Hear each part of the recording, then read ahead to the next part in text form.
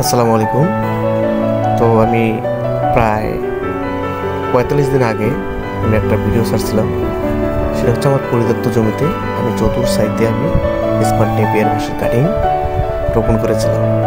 এই জমিতে আমার মোটামুটি কয়েকটা সবজি আছে, যেমন লাল শাক ছিল, ওগুলো উঠে ফেলানো হয়েছে, এরপর মরিচ আছে।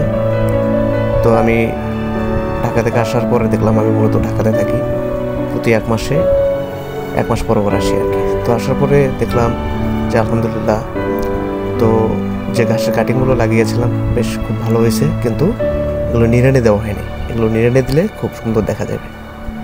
তো আমি বাড়িতে আসার পরই আমার বাড়ির পাশেই যে জমিটা, ওটা দেখলাম আলহামদুলিল্লাহ ঘাস খুব ভালো গ্রোথ হয়েছে, বাট এখানে একটু শুধু পরিচর্যার দরকার।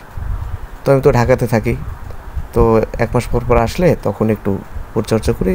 এছাড়া আমার মামা আছে, মামা সব কিছু দেখাশুনো করে। মামার পক্ষে তো আসলে সব কিছু দেখা সম্ভব নয়, তো এই সাইডগুলো মামা আবার একটু কম বোঝে। তো ঘাসের যে জিনিসটা, ওটা আমি আবার একটু অন্যভাবে করি।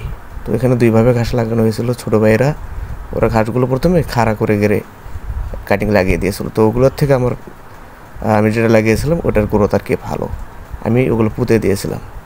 এরপরের দিনকে আমি বেশ সুন্দর করে চতুর সাইড দিয়ে গাছগুলো সুন্দর করে নিড়ানি দিয়েছি। এখন মাশাআল্লাহ অনেক সুন্দর দেখা যাচ্ছে। তো আসলে ঘাসের জমিতে নিড়ানি এবং পানিটা